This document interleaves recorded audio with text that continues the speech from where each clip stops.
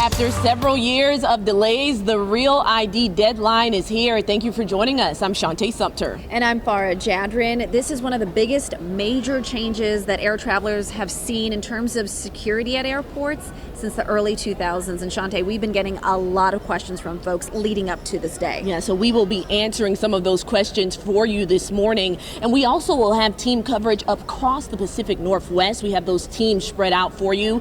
We'll head to Brandon T. Jones, who is live in Eastern Washington. Ashley Graham is live in Portland. And then we'll go over to Boise, where Tyson White will join us. So we'll get to those crews a little later in the show. But first, we want to kick things off here in Seattle. Farah, you and I have been at the airport all morning. Relatively, things have been moving smoothly. But one thing I've noticed for a lot of those travelers, they've had those passports in their hands. Oh yeah, a lot of people are using that as kind of like the fallback, I would say. They've had that out, they've had it ready. I did see a couple people though pulled over to the side, going through a little bit more of that screening, maybe taking about 10 to 15 minutes, and thankfully the airport wasn't too busy at that time. But I've been watching the security lines all morning, and I've been talking to people about whether or not they were Real ID ready. I spoke to one man who's visiting from outside of Washington State who said he's been Real ID ready for a long time. We did Real ID when it first came out in Arkansas. We lived in Arkansas, then we lived in Ohio, we got Real ID there, and now we've recently moved to Florida 4 years ago and had it there. So we've had Real ID probably, how long has it been out? 8 or 10 years, maybe? Eight years?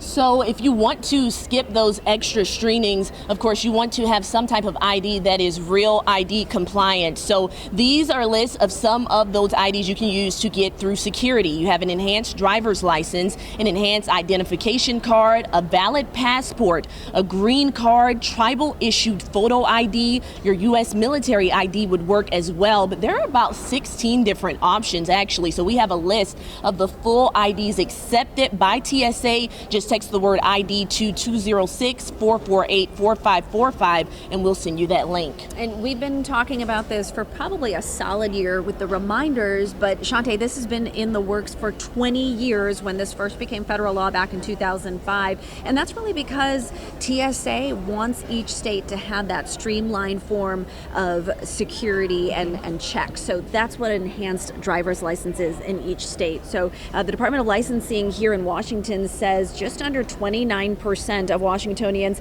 have an enhanced driver's license. They don't have any data, however, showing how many passengers have other forms of Real ID. But we want to tell you 93,000 drivers in our state got an enhanced license. That's the most they've seen ever in a single month. And leading up to this, we've been showing you all those long lines, not just here in Washington at our Department of Licensing offices, but actually across the country. In Oregon, we know that record-breaking numbers were seen as well, and you saw long lines there. Oh yeah, and the record-breaking number, something like 55,000 people per week. The wait sucks if you don't have an appointment. Well, you know, I thought I had it, and then I looked at my ID when I was getting ready to book my flight for Vegas, and then I just saw that it needed that little circle in the on the side with that star, and I'm like, dang it, I gotta get it. Yeah, I knew this is coming. You know, it was very well published. I do have a passport as well, but I thought, you know, Real ID is not bad to have. Yeah, so we are at the deadline day. It's a little late to try to get ahead of it by now, but you know, the warnings have been going out that it is now starting to be enforced. And back in March, Oregon had just under 36% of compliance, so it'll be interesting to check in with them there. Exactly. So we want to head to Ashley Graham from our sister station, KGW. She's live at the Portland airport. Ashley, with those lower compliance rates, what are you seeing down there? Yeah, Farah, Shantae, it seems to be business as usual here at the Portland International Airport. Now, for those people who aren't Real ID compliant, they can still fly, but it might take them longer to get through security. I checked in with TSA today. They say there's no separate line for people who don't have that ID, but there might be some extra steps when you get screened at the front of the line. The Oregon DMV tells us that about 38% of Oregonians with an ID are Real ID compliant, and thousands are still scheduling appointments to get their Real ID card. I did talk with a few people this morning who are traveling. They say they heard the reminders and they got what they needed to be Real ID compliant. I actually got mine earlier this year, so I just took the plunge, got it early, took care of it. Didn't want to worry about it. I have my passport, so I was reminded several times to make sure to bring that so I could get through security. Now things seem to be running normally here at PDX. Most people I talked with either have that passport or they have that real ID, but of course there is that grace period in effect and we don't know exactly when that will end. Guys? Thank you for that, Ashley. And so when you think about Portland, that is just one of many airports because across the country, this is going into effect. So a lot of people have been wondering, will there be extra TSA air agents at these airports? Yeah, and Shantae, we've asked them and they told us there really aren't extra agents to put anywhere. This is an all-hands approach because there are 435 airports that are enforcing this across the country. So they really got to put everyone out there and put them to work. It will be an all hands on deck approach. Our operation will be fully staffed that day. We're going to bring people in who usually have other functions for TSA to help keep the operation moving efficiently and smoothly. Well, TSA told us the goal is to make sure that passengers who come with their real ID get to their gate smoothly. And so far, that's what we've been seeing today. But of course, we still are checking in and keeping you posted on what may change. We want to go now to Eastern Washington and check in at the Spokane airport. That's where we find Brandon T. Jones. Brandon, what are you seeing there? Yeah, Shantae, Farah, it has been relatively chill here at the Spokane International Airport. Some may describe it a little bit as sleepy. We got here around 4:30 this morning. That was the busiest we saw. The lines were out to kind of roughly where I'm standing right now, but ultimately each lane was open. Those TSA officials were able to get all of those travelers nice and through on a smooth level. So we did get a chance to speak with some of the travelers around the airport this morning. Most of them were well prepared, having some of those passports on hand. Were you aware that, hey, this is a new security standard is going into place today? Yeah, we had kind of heard about that. We both had passports and we're actually traveling international, so it wasn't a super big deal to us. But yeah, a little bit of anxiety going into things. Oh yeah, well, is it nice to kind of see? Yeah, it's really calm over here, huh? Yeah, it's been nice. Yeah, every once in a while it gets pretty busy, so we're pretty happy with it today. Yeah, another couple I spoke to, they told me they had expired passports, but it was still within the protocol of being able to show that as a form of identification. Others, of course, having that enhanced driver's license. So again, ultimately here at the Spokane International Airport, moving nice and smooth and a lot of prepared travelers. Now live at the Spokane International Airport, Brandon T. Jones, KRIM 2 News. Well, thank you for that, Brandon. Of course, that's what we want to hear, things moving smoothly, even though some people are having to use those passports and other forms of identification. So we want to check in with some of our sister stations from across the country. We've been following this from the East Coast to the West Coast. Yeah, and right now we can actually get out to Arizona and check in with Troy Lynch, who's at the Phoenix airport.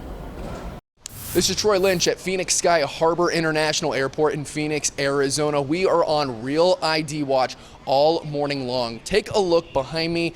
It's early on a Wednesday morning, so the lines are not crazy right now, but with this last second change made by the Secretary of Homeland Security saying that everybody is able to fly, look, passengers are happy right now. They're not stressed out whether they have their real ID or not. They are going to be able to fly. It's just a matter of, are you going to be getting into that extra line, and is it going to take you 15 to 30 minutes longer if you don't have any federally compliant ID? However, some travelers that we spoke with this morning, they say that they've already had their real ID for years, and some of them are just bringing their passport, just trying to make it as easy as possible, but it doesn't seem like too many people are that stressed out about the deadline now passing.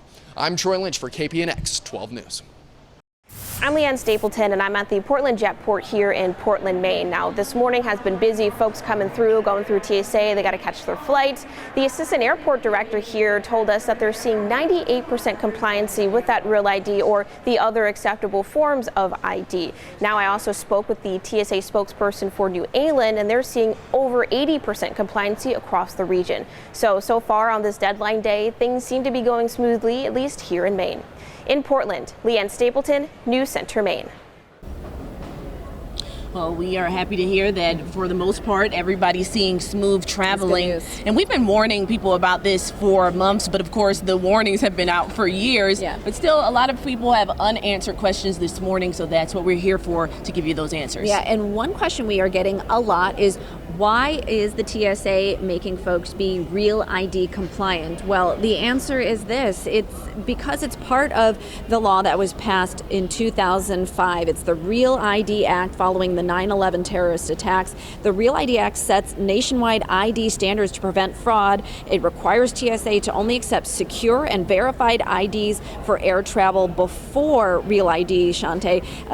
Each state had its own standards for issuing driver's licenses, and some were considered to be vulnerable to fraud. Yeah, so, all about safety here. Another question that I've been hearing a lot is, will I be turned away if I come to the airport and I don't have a Real ID? The short answer is no. However, that's not something you want to do, because you are going to want to plan for those additional screenings. We've seen a few people do that this morning. TSA says that you want to plan for actually up to 30 minutes. They will then attempt to verify your identification through Homeland Security, but if they can't, you will not be able to go through security. Yeah, and this is normal procedure for this to happen when TSA travelers maybe lose their wallet or something like that. But we did speak to TSA officials about this, and they really don't want you relying on just a passport or something like that. Get that enhanced ID, and you can put it off if you don't feel like you're traveling. But TSA officials have said, maybe you have an emergency come up and you have to fly somewhere. You want to make sure you make that appointment, and at some point you're getting your enhanced driver's license. Right. And the enhanced driver's license, that is something that a lot of you may be still waiting to get. We know there have been long lines. So coming up a little later in the show, we actually have someone here from the Department of Licensing letting you know what you need to know about Real ID. And also, if you have questions, you can still send those in to us. But if you need some information and have not yet gotten it, you can text the word REAL to 206-448-4545, and we'll go ahead and send you that link directly to your phone or your iPad. And some of those other top questions we've been hearing, will my kids be able to travel without a Real ID? We'll have that answer. Plus, we'll tell you more about how hard it is to get that Real ID right now, and enhanced driver's license, just because of those lines. And remember, we are checking in at other airports across the region. We'll take you out to Boise to check in and see how things are going in Idaho as well.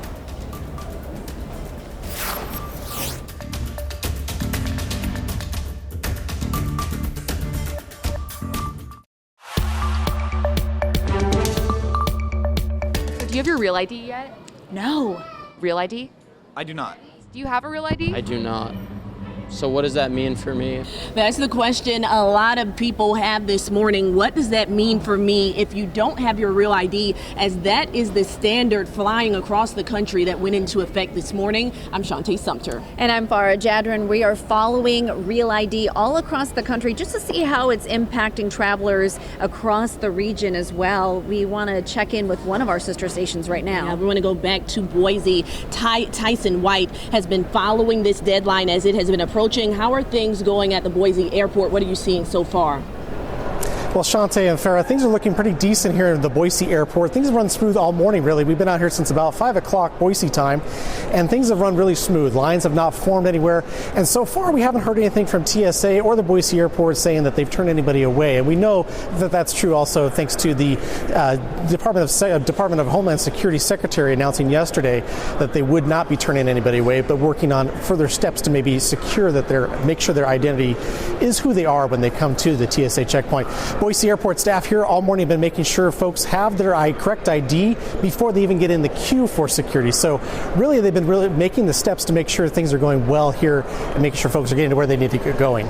Also, the Real ID Act, again, as we mentioned throughout the day this morning, that is, it was passed back in 2005 by Congress and is a way to enhance the security post the 9/11 attacks in D.C. and Washington. Here in Idaho, we call that Real ID the STAR card, and the Idaho Transportation Department can help folks find that appointment time and how to get the right documentation to get that ID. We have a really cool tool on dmv.idaho.gov. It's called Add the Star tool, and they can click that tool and then it'll walk them through a series of questions to kind of determine, do you need this? Do you need that based on your particular situation? So to get that STAR card in the gem state, you'll need your birth certificate, a social security card, and 2 proofs of residency, like a utility bill or a mortgage statement. And if you've been married or divorced recently, you'll need to make sure you have that marriage license or divorce decree and not a copy of the actual document to get that STAR card at the DMV. And again, ITD recently opened a temporary location here in Boise at its State Chinden campus. And of course, you can walk into that location and get that Real ID as long as you have the proper documentation. Now again, back here at the Boise airport, again, things have moved smoothly today. The passengers I've talked to throughout the morning say they're ready to fly with either a passport or their Real ID out there. So smooth sailing here in the Boise area. That's good to hear. Tyson, thanks so much. Shante, we've been getting a lot of questions from people, and one question is whether or not you can use your passport as a Real ID compliant identification. And yes, you can. If as long as it's a valid U.S. passport or a passport card, you can do that. But we know that the TSA has been suggesting that folks get that enhanced driver's license instead of flying domestically with that passport. Using your passport is a great idea until it's damaged or lost. And if you're using that for domestic travel, you're going to be in the process of replacing that. So I don't really recommend that long term. I think it's a good short-term fix until you can come up with a longer-term solution. And I'm actually one of the people having to use that passport as a short-term solution because right now the Department of Licensing offices are packed. Yesterday I went out to see if I could get an appointment, and it was July 5th, but most of the local offices here actually didn't have any appointments available. So if you do need an enhanced license, something you want to do is to plan ahead for that, because right now we don't see an end for the foreseeable future. Yeah, of this. and you could be waiting, especially if you have some summer vacation plans, things like that. And speaking of that, families might be trying to plan that. Another question we've been seeing a lot of is, do my kids need a Real ID? So if they're 17 or younger, they don't need one as long as they're flying within the United States. If they are flying with a companion, that companion over 18 needs to have their compliant Real ID form with them when they're coming to the airport. A few quick questions. Is a passport a Real ID? Yes, we just mentioned that, but it's good to reinforce that. Can you use a military ID? Yes, that's another great form of ID to use.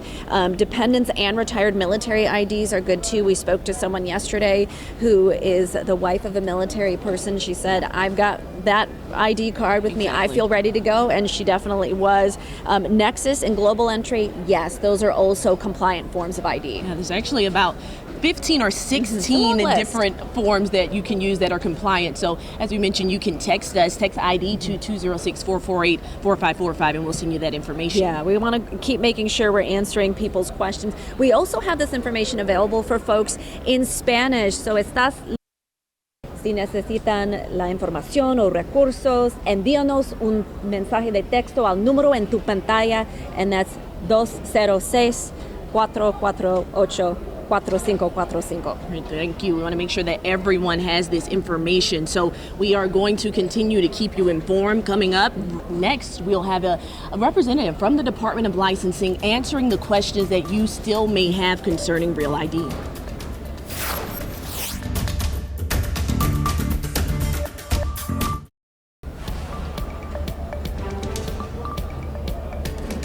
And welcome back. We have been following the Real ID deadline. Today is Enforcement Day. I'm Farah Jadrin. And I'm Shante Sumter. We have been giving you the latest information, answering your questions. And we also spoke about the long lines we're seeing as people try to get enhanced driver's licenses. So this morning we have Nathan Olson, who is with the Department of Licensing. Thank you for being here with us this morning. And thank you for all the information you've given all to this point. It's been great information. Of course, thank you. And we just want to keep everyone informed. And speaking of questions that people have been asking, what's the number one that you've been hearing? I think the number one are about appointment times to get enhanced driver license. And then the wait times. I think they're related questions. We are seeing 1 to 2 hour wait times, sometimes a little more on the I-5 corridor. If you want to come in without an appointment, you can do that. On our website, it says how long the wait time is for appointments and for walk-ins. We're trying as hard as we can to go through the lines and ask people, if you already have a passport, you really don't need an enhanced driver's license, as you said a little bit ago. So you don't really have to be there at that time. Other people might need that space.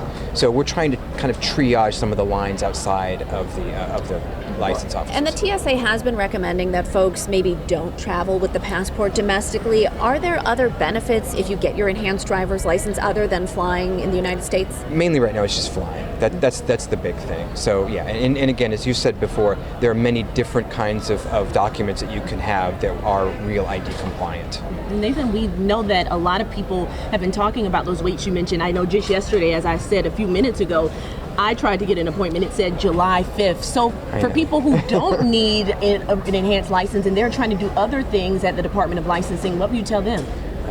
Probably wait a bit. So it's funny you asked that question. My daughter turned 16 in a week and a half, and I was not smart, and I didn't think about this earlier, so she might have to wait 4 to 6 weeks, and so she's going to be mad at me. She's mad at me sometimes, so I'm okay with that. But And with these longer lines, has the Department of Licensing been able to move staffing around to, say, offices that are busier than others? A bit, yeah. And we've also opened up some more appointment times that we hadn't opened up previously, just to deal with the traffic. So, and we're trying to do that. And as I said, walk-ins, we're accepting walk-ins as much as possible. Also, we're telling people if we have the capacity to deal with walk-ins or if we don't have the capacity to deal with walk-ins. And with those walk-ins, we've seen people lining up in some places up to 2 hours ahead of time to get into these offices. So at what point do you cut that off? That's really dependent on each office, how many staff there are, what time of day it is, that kind of thing. So it's not something I can give an easy answer to. So just being prepared. Just be prepared, exactly. And we've seen tens of thousands of people get their Real ID or enhanced driver's licenses within the past few months. Was that something you guys were expecting, getting closer to the deadline, even though people have had a long time to do this? Great question. Yes, we've expected this wave of people. You know, I think it's common nature, just with my daughter and myself, the procrastination. Oh, I don't have to do it now, I can wait 3 months, and then 3 months comes tomorrow, and you realize that it's here. And so I think some of that, we did expect a lot of that. And how long do you all think this demand will stick around? So if, let's say someone was like me yesterday, July 5th, that's pushing them out. And a lot of offices had no appointments at all. Yeah, we're expecting probably through middle to end of summer. It's going to probably, progress for a while. So. Okay. All right. Well, if you're not Real ID compliant yet, this is another stern warning and lots of information for folks. Nathan Olson with the Department of Licensing, thank you so much for being with us. Thank you. Thank you for having me. I appreciate it. Thank you. We appreciate it. So we are, of course, keeping you all informed this morning. And if you still have some questions, we do have a way for you to get the answers to some of the questions we may have not answered for you this morning. Yeah, absolutely. And you can go ahead and text the word REAL to 206-448-4545. We'll send you a link that's got a ton of information and really helpful. And Shantae, I just want to hold this up for folks to see. You might get one of these slips going through TSA if you were somebody who did not have a Real ID compliant documentation today. It gives you information to scan it, and you can then find the information. If you're a Washington resident, you'll also get a smaller card in case you have not gone to the Department of Licensing, as we just had our guest here to talk about, and make your appointment so that you do have a form of documentation that is Real ID compliant. Exactly, and that is the key. And I will say really quick, when I did refresh yesterday, randomly an appointment popped up for today. So you never know, people may be canceling, but the big thing is preparation is key. Those long lines might be necessary at the DOL for the foreseeable future. Exactly. All right, well, we want to thank everyone for sending in questions. We're happy to answer them. That's what we're here for. We're here at SeaTac International Airport. I'm Farah Jadrin. And I'm Shantae Sumter. Have a great day.